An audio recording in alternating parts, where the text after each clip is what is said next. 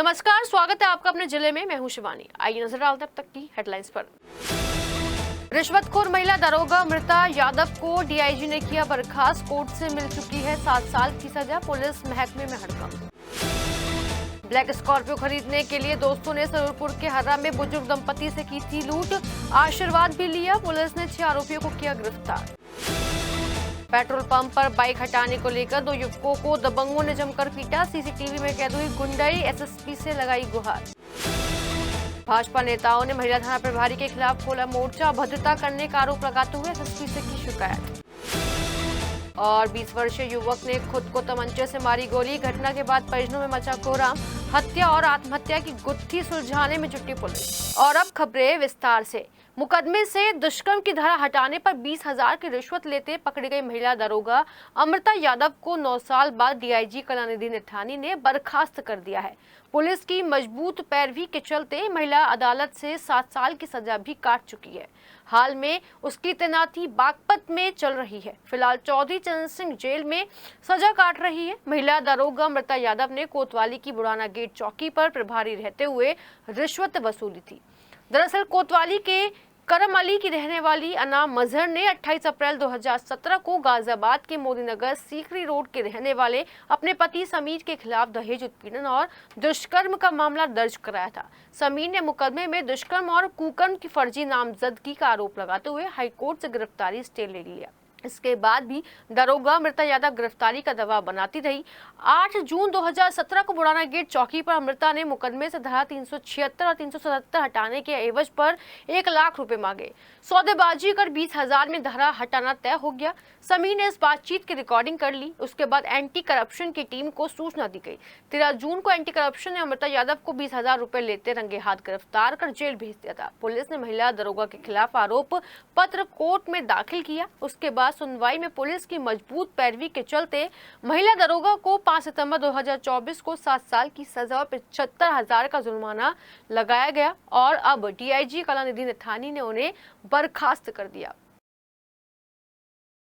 11 और 12 अप्रैल की रात को सरूरपुर थाना क्षेत्र के हर्रा में बुजुर्ग दंपति के घर हुई लूट का पुलिस ने खुलासा कर दिया। दोस्तों ने ब्लैक स्कॉर्पियो खरीदने के लिए लूट की वारदात को अंजाम दिया था। आरोपियों ने बुजुर्ग दंपति को तमंचे के बल पर लूटा था और घर में रखी एक अंगूठी, एक जोड़ी कानों के कुंडल, 2 तोले का हार, 4,000 रुपए और एक मोबाइल लूटा था। लूट करने के बाद बदमाशों ने बुजुर्ग दंपति का आशीर्वाद भी लिया था। दरअसल एसपी देहात राकेश कुमार मिश्रा ने प्रेस कॉन्फ्रेंस करते हुए बताया कि 95 वर्षीय सुभाष अपनी पत्नी बर्फी देवी के साथ हर्रा में रहते हैं, जिनके बच्चे दूसरे शहरों में रहकर अच्छी जगह नौकरी कर रहे हैं। 11 और 12 अप्रैल की रात को 6 बदमाशों समीर अहमद, भैकड़ा उर्फ फुरकान, शामिल इमरान और अनस ने रेकी करने के बाद तमंचे के बल पर बुजुर्ग दंपति को बंधक बनाकर लूट की वारदात को अंजाम दिया था। लूट करने के बाद जाते जाते बदमाशों ने बुजुर्ग दंपति का आशीर्वाद भी लिया। शिकायत के बाद पुलिस ने छानबीन शुरू की तो फिंगरप्रिंट के आधार पर पुलिस ने सभी आरोपियों को गिरफ्तार कर लिया। तमंचे के साथ लूटा हुआ माल भी बरामद कर लिया। बदमाशों ने सोना लूटने के बाद अपने सुनहार साथी अनस के माध्यम से जेवरात को गला दिया। एसपी देहात ने बताया कि पकड़े गए आरोपियों में से इमरान पहले भी गोकशी के अपराध में जेल जा चुका है। ये दिनांक 11-12 अप्रैल की रात में थाना सरूरपुर क्षेत्र में कस्बा हर्रा है, वहाँ के निवासी सुभाष नामक व्यक्ति हैं जो जिनकी उम्र 90 साल से ज्यादा है, काफी बुजुर्ग दंपति हैं। ये लोग अपने घर में थे तो रेकी के बाद, हालांकि घर बाहर से बंद था, पीछे के रास्ते से कुछ लोग आए और इनके यहाँ से ईयर रिंग और जो हाथ की रिंग होती है और गले का हार, 4,000 रुपए, नोकिया का फोन लूट के ले गए थे। और इसमें डराने के लिए तमंचे का भी इस्तेमाल इनके द्वारा किया गया था। प्रकरण में थाना सरूरपुर पुलिस के द्वारा आज कार्यवाही करते हुए इस घटना में शामिल प्रारंभ से लेकर अंत तक जो लोग शामिल रहे, कुल 6 लोगों को गिरफ्तार किया गया है। और इनके पास से जो गया हुआ सोना था, क्योंकि वो ज्वेलरी जिसने खरीदी थी उसके द्वारा गला दिया गया था, लेकिन पूरी मात्रा जो 30 ग्राम है वो बरामद किया गया है और एक तमंचा, कुछ कारतूस बरामद किया गया है। घटना में जो लूट में गया हुआ 4,000 रुपए था वो बरामद किया गया है और जो नोकिया फोन इनका गया था वो बरामद किया गया है और इन लोगों को न्यायिक अभिरक्षा में आज भेजा जा रहा है। इसमें जो व्यक्ति शामिल थे वो थाना सरूरपुर क्षेत्र के हर्रा के ही निवासी थे और इन लोगों ने इनमें से एक का आपराधिक इतिहास भी है पहले का, और बाकी जो ये थे इन्होंने पूछताछ में बताया है कि ये आगे अपना जो विलासितापूर्ण जीवन शैली है उसके लिए काफी प्लानिंग करके ये काम कर रहे थे, और जैसा मैंने आपको बताया कि एक 4 व्हीलर इनकी खरीदने की आगे प्लानिंग। पेट्रोल पंप पर बाइक हटाने से मना करने पर दबंगों ने बाइक सवार 2 युवकों को खूब पीटा। इस गुंडाई की वारदात पेट्रोल पंप पर लगे सीसीटीवी कैमरे में कैद हो गई। पीड़ित दोनों युवक एसएसपी ऑफिस पर दबंगों के खिलाफ कार्रवाई की मांग को लेकर पहुंचे थे। मामला सदर थाना इलाके के अजंता पेट्रोल पंप का है। मोहम्मद हमजा अपने साथी के साथ पेट्रोल डलवाने पेट्रोल पंप आए थे। उन्हें लगा कि पेट्रोल कम डाला गया है। उन्होंने पेट्रोल पंप कर्मियों से पेट्रोल की पर्ची मांगी।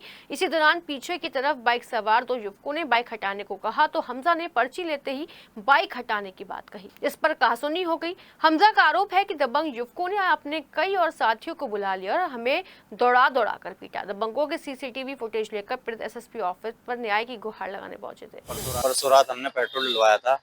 पेट्रोल डलवाने के कारण हमें शक हुआ कि पेट्रोल हमारा कम डला है। हमने पेट्रोल पंप वाले से पर्ची मांगी। पर्ची मांगने के कारण पीछे से 2 युवक आए।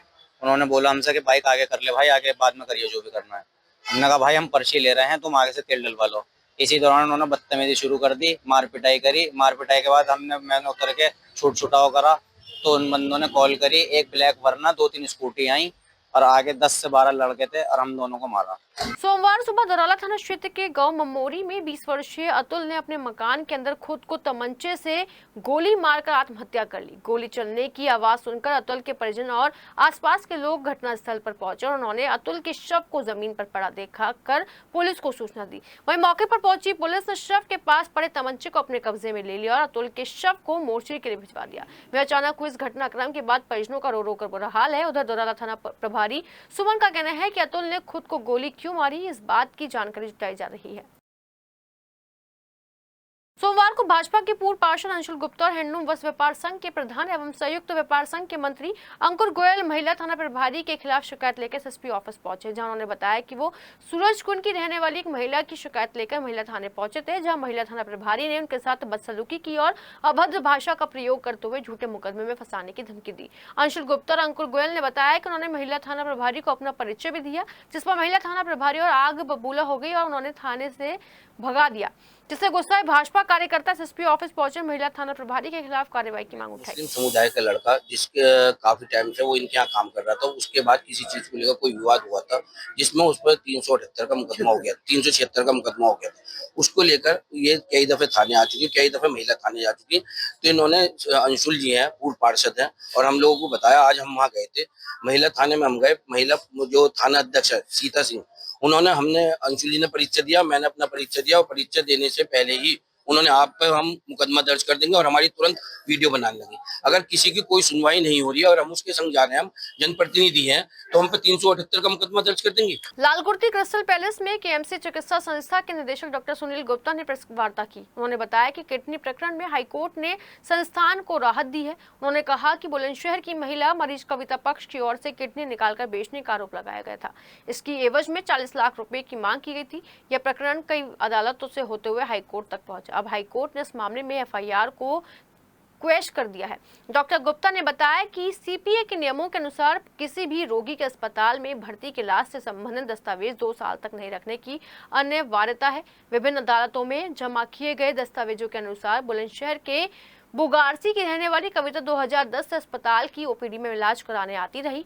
वर्ष 2010 के बाद यह महिला 2017 में दिखाने के लिए आई। हर बार पेट दर्द और बुखार की बात कही गई। प्रत्येक बार अल्ट्रासाउंड रिपोर्ट के अनुसार बायां गुर्दा असामान्य और अपनी सामान्य जगह पर नहीं होना दर्शाया गया है। इसे एक्टोपिक किडनी कहते हैं। यह सामान्य नहीं होती है। इसके बाद करीब 5 साल बाद 13 दिसंबर 2022 को एक अल्ट्रासाउंड रिपोर्ट के आधार पर बाईं और नेफ्रोक्टोमी, जिसे गुर्दे निकालने की सर्जरी कहा जाता है, यह दिखाई गई है।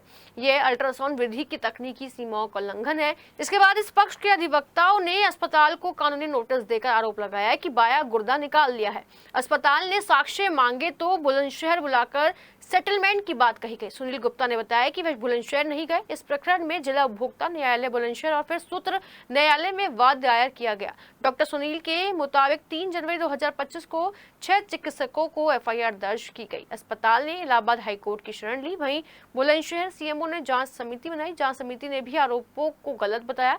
डॉक्टर सुनील गुप्ता ने बताया कि हाईकोर्ट की ओर से भी 29 अप्रैल 2025 को चिकित्सकों के खिलाफ की गई एफआईआर को क्वैश कर दिया गया कि 13 जनवरी को एक एफआईआर एसीजेएम 3rd क्या बुलंदशहर में एक रोगी कविता बुलंदशहर की जो रहने वाली है बुगरासी की, उन्होंने बिना किसी तथ्यों और आधारों के हमसे पैसे की भारी उगाही के लिए एक एफआईआर को संक्षिप्त रूप से उनके अधिवक्ता भी उनके साथ थे कराई थी। माननीय न्यायालय बुलंदशहर में एसीजेएम 3rd साहब के यहाँ एक तरफा बिना कोई मेडिकल बोर्ड की जांच कराए, बिना कोई इन्वेस्टिगेशन कराए, उन्होंने जो एफआईआर जो आरोप उनके प्रार्थना पत्र में थे उन सबको पूरी जो धाराएं होनी चाहिए सब में एफआईआर करा दी। फिर हम उस एफआईआर को खिलाफ हाईकोर्ट में मूव किए। हाईकोर्ट ने जब वो पूरा मामला समझा तो उन्होंने हमको 18 फरवरी 2024 को एक इंटरिम रिलीफ दिया कि अभी इनको इंटरिम रिलीफ दिया जाता है, इनका कोई अरेस्ट नहीं होंगे। उसके बाद उन्होंने मेडिकल बोर्ड की रिपोर्ट मंगवाई। पूरा मेडिकल बोर्ड बैठा बुलंदशहर में, 5 डॉक्टर्स की टीम बैठी, पूरा विस्तृत रूप से मरीज का एग्जामिनेशन हुआ। हमें सबको बुलाया गया, सब डॉक्टर्स को। उसके बाद में कविता हो, उसके बाद में उस मेडिकल बोर्ड ने 24 फरवरी को अपनी रिपोर्ट सबमिट सीएमओ साहब को की। सीएमओ साहब के यहाँ से वो रिपोर्ट एसएसपी बुलंदशहर को गई, आईओ को रिपोर्ट मिली। हमने भी वो रिपोर्ट, हमारे एडवोकेट ने भी वो रिपोर्ट ली। हमारे एडवोकेट ने भी वो रिपोर्ट रिजॉइंडर में जब काउंटर एफिडेविट मंगवाया गया बुलंदशहर से, तो उस समय भी जब काउंटर एफिडेविट मंगवाया तो उस समय वो रिपोर्ट लेके नहीं गए। तो हमारे वकील साहब ने अपना जो रिजॉइंडर लगाया उसमें पूरा मेडिकल बोर्ड की रिपोर्ट भी लगाई। फिर उनको दोबारा बुलवाया गया आईओ को इलाहाबाद, तो उन्होंने बुला के वो अपनी जो काउंटर एफिडेविट दोबारा लगाया, उसमें पूरी रिपोर्ट दी। जस्टिस ने आदेश दिए कि आप इसमें एफआईआर क्यों नहीं लगा रहे हैं, जब सारी चीज इसमें कुछ है ही नहीं। तब उन्होंने एफआईआर लगाई 24 तारीख को, और उसके बाद में हमारी जो डेट थी 29 अप्रैल, उसमें उन्होंने टॉप 10 केसेज में उसको रखा और इस एफआईआर को क्वैश कर दिया। परतापुर थाना क्षेत्र के रट्ठानी के रहने वाले होमगार्ड के घर पर दबंगों ने हमला बोल दिया और उसके परिवार के साथ मारपीट करते हुए जान से मारने की धमकी दी। शिकायत लेकर एसएसपी ऑफिस पहुंचे पीड़ित होमगार्ड और उसकी पत्नी पूजा ने आला अधिकारियों से मामले में कार्रवाई की मांग की। पीड़ितों ने बताया कि दबंग जयपाल, प्रदीप, संदीप, जयसिंह और उनका परिवार प्लॉट कब्जाना चाहता है, जिसको लेकर आरोपियों ने 2 मई की रात को होमगार्ड के घर पर लाठी डंडों से हमला बोल दिया, जिसमें होमगार्ड विपिन कुमार, उनकी पत्नी पूजा, उनके भाई वेद प्रकाश और उनकी माताजी को बुरी तरह पीटा, जिसमें सभी लोग घायल हो गए, जिसकी फुटेज सीसीटीवी कैमरे में भी कैद हो गई। पीड़िता ने इसकी सूचना पुलिस को भी दी, लेकिन पीड़ितों का आरोप है कि रट्ठानी चौकी इंचार्ज प्रजन त्यागी ने उनकी तहरीर फाड़ते हुए आरोपियों से ही साठगांठ कर ली और कुछ कार्रवाई नहीं की, जिससे उनको अपनी जान का खतरा बना हुआ है। पीड़ितों ने अपनी जान की सुरक्षा की गुहार लगाते हुए आरोपियों पर कार्रवाई की मांग। और हमारा एक प्लॉट है, उस पे पाल समाज के आदमी जो है वो कब्जा कर रहे हैं और मेरे पति के साथ मारपीट की, उन्हें अधूरा कर दिया। वो मैं घर पे आके अकेला देखा, उन्होंने घर पे कोई नहीं था, हम लेडीज थे 2-3 और हमारे साथ भी बदतमीजी करी। हमने उन्हें बचाने की कोशिश करी तो और मेरे पति आईसीयू में और हमें डरा धमका रहे और वो खुले आम हमें धमकी दे रहे हैं। विवाद कब से चल रहा है आपका? विवाद हमारा 1-1.5 महीने से चल रहा है। प्लॉट किसका है? प्लॉट हमारा है। भैंसुमा थाना क्षेत्र के झुंझुनी पुल के पास बाइक सवारों को अज्ञात वाहनों ने जोरदार टक्कर मार दी। टक्कर लगने के बाद बाइक सवार 3 लोग सड़क पर गिरकर गंभीर रूप से घायल हो गए। दरअसल बिजनौर के रहने वाले अजय रविवार देर शाम दिल्ली से अपनी बाइक पर सवार होकर बिजनौर की ओर महिला और बच्चों के साथ जा रहे थे। जैसे ही वो झुंझुनी पुल के नजदीक पहुंचे तभी किसी अज्ञात वाहन ने उन्हें जोरदार टक्कर मार दी। टक्कर लगते ही बाइक सवार तीनों सड़क पर गिर गए और अजय का एक पैर और हाथ टूट गया। सूचना पर पहुंची एम्बुलेंस ने घायलों को सीएससी मवाना में भर्ती कराया, जहां से उनके गंभीर हालत में एक निजी अस्पताल में भर्ती करा दिया गया। मवाना नगर पालिका परिषद में सोमवार को अखिल भारतीय सफाई मजदूर संघ मवाना कार्यकारिणी की मतगणना संपन्न हुई, जिसमें अध्यक्ष पद पर चुनाव लड़ रहे मनोज घागट ने अपने प्रतिद्वंदी सुभाष कुमार को करारी शिकस्त देते हुए एक तरफा जीत हासिल की। मुख्य चुनाव अधिकारी दिनेश चौहान ने बताया कि अखिल भारतीय सफाई मजदूर संघ की मवाना कार्यकारिणी चुनाव में 100% मतदान होते हुए अध्यक्ष पद के लिए 105 वोट पड़े थे। इनमें से 6 वोट निरस्त पाए गए, जबकि मनोज घागट को 82 और सुभाष कुमार को 17 वोट मिले, जबकि महामंत्री पद के लिए पूर्व में ही राकेश कुमार निर्विरोध निर्वाचित हो गए थे। मनोज कुमार की जीत के बाद उनके प्रशंसकों और अन्य सफाई कर्मचारियों ने ढोल नगाड़ों से उनका स्वागत किया। चुनाव जो है हमारा बड़ा शांतिपूर्वक रहा। 2 अध्यक्ष का चुनाव हुआ यहाँ पर, मनोज घागट जी का और हमारे सुभाष कुमार जी का, जिसमें 82 वोट जो है हमारे मनोज घागट जी को मिली है 17 वोट जो है सुभाष जी को मिली है, इसलिए जो है अध्यक्ष पद के लिए जो है मनोज कुमार जी निर्वाचित घोषित किए जाते हैं। सोमवार को रामराज कस्बे के दर्जनों व्यापारियों ने भाजपा नेता विपेंद्र सुधा वाल्मीकि के नेतृत्व में तहसील पहुंचकर एसडीएम मवाना दीपक माथुर को ज्ञापन सौंपते हुए बताया कि मवाना कस्बे का रहने वाला राजद नेता राजन जाटव, जो अपने आप को जिला योजना समिति का पूर्व सदस्य बताता है, उसके द्वारा रविवार को रामराज कस्बे के लोगों को इकट्ठा कर व्यापारियों के खिलाफ भड़काया। व्यापारियों के खिलाफ आपत्तिजनक पोस्टर्स भी कस्बे में दीवारों पर चस्पा कराए, जो पुलिस ने हटाए। व्यापारियों ने आरोप लगाया कि राजन जाटव मोटे धन के लालच में रामराज हाउसिंग सोसाइटी प्रकरण में आमरण अनशन की धमकी देकर कस्बे के व्यापारियों से मोटी रकम ऐंठना चाहते हैं। इससे पहले भी इसके द्वारा एक अध्यापक से 2.5 लाख रुपए की रकम ऐंठी थी। यही नहीं, व्यापारियों ने राजन जाटव पर अपनी खुद की अश्लील वीडियो पूर्व में वायरल करने के सबूत भी एसडीएम दीपक माथुर को सौंपे हैं। व्यापारियों ने कहा कि या तो तहसील प्रशासन द्वारा राजेंद्र जाटव के खिलाफ कठोर कार्रवाई की जाए, नहीं तो आगामी 12 मई को रामराज कस्बे के समस्त व्यापारी अपनी अपनी दुकानों पर ताला डालकर राजेंद्र जाटव के खिलाफ अपना विरोध प्रदर्शन करने पर मजबूर होंगे। समाजवादी पार्टी के जिला अध्यक्ष विपिन चौधरी और पार्टी के पदाधिकारी जिला अधिकारी कार्यालय पहुंचे और उनसे मिलकर मेरठ में प्रस्तावित कार्यक्रम, जिसमें बतौर मुख्य अतिथि आ रहे राज्यसभा सदस्य रामजी लाल सुमन के प्रोग्राम को लेकर अनुमति के साथ साथ रामजी लाल सुमन की सुरक्षा की भी मांग की। सपा जिला अध्यक्ष ने बताया कि राज्यसभा सदस्य रामलाल सुमन पीडीए पंचायत कार्यक्रम में मुख्य अतिथि के रूप में हिस्सा लेंगे, जिसके चलते वो 11 मई को एकता फार्म हाउस नूर नगर दिलसाड़ी गेट पहुंचेंगे, जिसके लिए डीएम से मिलकर अनुमति और सुरक्षा की मांग की। माननीय राष्ट्रीय अध्यक्ष जी के निर्देश पर हमारी पार्टी के राष्ट्रीय महासचिव सांसद रामजीलाल सुमन जी मेरठ में आ रहे हैं 11 तारीख को। एकता भवन लिसाड़ी रोड नूर नगर पे उनका हमने मीटिंग रखी है। उसकी परमिशन के लिए समाजवादी पार्टी के लोग जिलाधिकारी महोदय के यहाँ आए थे। सीसीएसयू से संबद्ध 6 जिलों के कॉलेजों में बीएमएस आयुर्वेद के परीक्षा फॉर्म 12 मई तक भरे जाएंगे। इस संबंध में विश्वविद्यालय प्रशासन की तरफ से गाइडलाइन जारी कर दी गई है। रजिस्ट्रार धीरेन्द्र कुमार वर्मा ने बताया कि बीएमएस प्रथम, द्वितीय, तृतीय एवं अंतिम वर्ष के परीक्षा फॉर्म ऑनलाइन कर दिए गए हैं। परीक्षा फॉर्म भरने और ऑनलाइन फीस जमा करने की अंतिम तारीख 12 मई है। भरे गए परीक्षा फॉर्म को कॉलेजों में जमा करने की अंतिम तिथि 14 मई है। कॉलेजों द्वारा परीक्षा फॉर्मों को अग्रसारित करके विश्वविद्यालय में जमा करने की अंतिम तिथि 15 मई है। परीक्षा फॉर्म सत्र 2017, 18, 19 और 20 के छात्र छात्राएं भर सकते हैं। परीक्षा फॉर्म भरने से वंचित छात्र छात्राओं को परीक्षा में शामिल नहीं किया जाएगा। नगर पालिका परिषद मवाना में आयोजित जन सुनवाई में संयुक्त व्यापारी एसोसिएशन मवाना ने विभिन्न समस्याओं को लेकर अधिशासी अधिकारी राजीव कुमार जैन से मुलाकात की और एक ज्ञापन सौंपा। संयुक्त व्यापारी एसोसिएशन के अध्यक्ष शैवाल दुबलिश के नेतृत्व में नगर पालिका पहुंचे व्यापारियों ने ईओ राजीव जैन को बताया कि घर घर जल योजना से मवाना नगर का व्यापार चौपट हो गया है।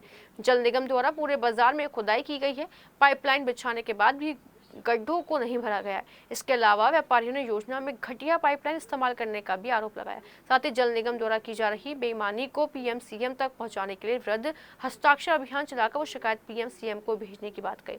इसके अलावा व्यापारियों ने बताया कि व्यापारी कार्शियल टैक्स देता है, लेकिन जनसुनवाई में ईओ के अलावा कोई अधिकारी नहीं पहुंचता है। साथ ही व्यापारियों ने कहा कि साप्ताहिक पैट के मुद्दे का भी जल्द से जल्द निस्तारण कराया जाए और पैट के ठेके को परमानेंट खत्म किया जाए।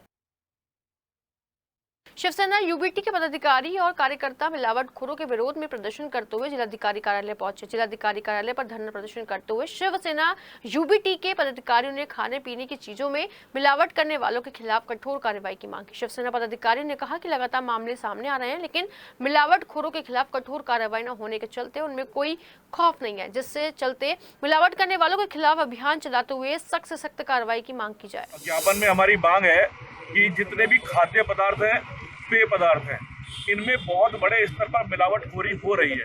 इस मिलावटखोरी का नतीजा है कि आज 10-10 साल के और 15-15 साल के बच्चों के लीवर में पस पड़ रहा है और लगातार कैंसर की बीमारियां फैल रही हैं। इन बीमारियों पर रोकथाम लग सके तो इसलिए जरूरी है कि मिलावटखोरियों पर लगाम कसी जाए, मिलावटखोरियों को पकड़कर सीधा सीधा जेल में डाला जाए, उन पर रासुका लगाई जाए।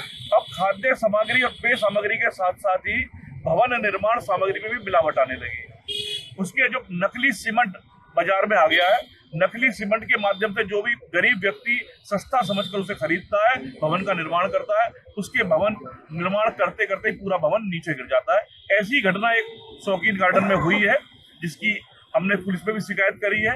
उसकी जांच के लिए भी सैंपल लिया गया है। हम डीएम साहब से मांग करने आए हैं कि ऐसे नकली सीमेंट बेचने वालों को भी पकड़कर रासुका लगाकर जेल भेजा जाए। खाद्य सामग्री, पेय सामग्री और भवन निर्माण सामग्री पे जो भी मिलावट करते हैं उनको माफ ना किया जाए। भाजपा नेता अंकित चौधरी पार्टी कार्यकर्ताओं के साथ जिलाधिकारी कार्यालय पहुंचे और जिला अधिकारी से मिलकर राष्ट्रपति के नाम एक ज्ञापन देते हुए कांग्रेस नेता राहुल गांधी को संसद सदस्यता समाप्त करने की मांग की। अंकित चौधरी ने कहा कि ब्राउन यूनिवर्सिटी में राहुल गांधी ने भगवान श्री राम को काल्पनिक बताते हुए पूरे विश्व में हिंदू और हिंदू समाज का अपमान किया है, जिसके चलते राहुल गांधी की संसद सदस्यता समाप्त होनी चाहिए। जो राहुल गांधी द्वारा ब्राउन यूनिवर्सिटी संयुक्त अमेरिका में जो बयान दिया गया हमारे श्रद्धेय और आराध्य प्रभु श्री राम के बारे में, तो उनका जो कैरेक्टर है वो मात्र काल्पनिक है।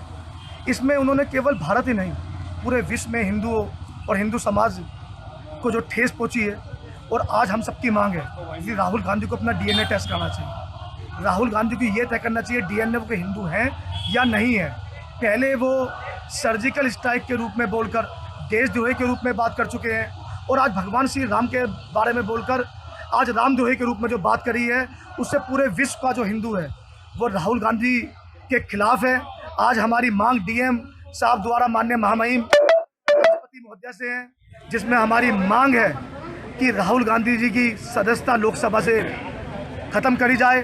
सुहेल देव भारतीय समाज पार्टी के पदाधिकारी और कार्यकर्ता जिलाधिकारी कार्यालय पहुंचे, प्रधानमंत्री के नाम धन्यवाद पत्र सौंपा। पत्र के माध्यम से पार्टी के पदाधिकारियों ने जातिगत जनगणना करवाए जाने की प्रधानमंत्री की घोषणा के बाद उनका आभार व्यक्त किया और कहा कि उनकी पार्टी नेता ओम प्रकाश राजभर की बहुत पुरानी मांग थी, जिसे प्रधानमंत्री ने स्वीकार कर जातिगत गणना की घोषणा की, जिसके बाद से पार्टी के कार्यकर्ताओं में खुशी की लहर है। हमारे जो मंत्री जी है माननीय ओम प्रकाश राजभर जी, उनकी बहुत पुरानी मांग थी जातिगत जनगणना हो, और इसके साथ साथ हमारी एक दूसरी मांग भी है जिसके लिए हमारे मंत्री जी प्रयासरत हैं, जो रोहिणी आयोग की रिपोर्ट है।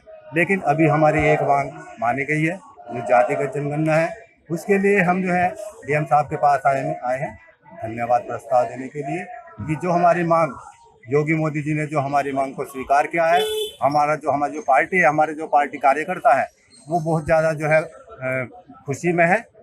कंकरखेड़ा थाना क्षेत्र के गांव जटौली में रविवार की देर रात छात्र रुपेश के मकान के अंदर घुसकर 3 बदमाशों ने अंधाधुंध फायरिंग कर दी थी, जिसमें रुपेश और उसके परिजनों ने दौड़कर अपनी जान बचाई थी। रुपेश के पिता मोनू ने आरोपियों के खिलाफ रिपोर्ट दर्ज कराई थी, जहां कंकरखेड़ा थाना पुलिस ने इस मामले में तुरंत कार्रवाई करते हुए कृष्णा नगर गाँव डोली के रहने वाले जतिन और गौरव को गिरफ्तार कर लिया और सोमवार को दोनों आरोपियों को जेल भेज दिया, जबकि पुलिस उनके तीसरे साथी की तलाश कर रही है। मैं डोली से आ रहा था, 3 लड़कों ने पकड़ पहले मेरे में बजा दिया। कौन थे, क्या नाम था?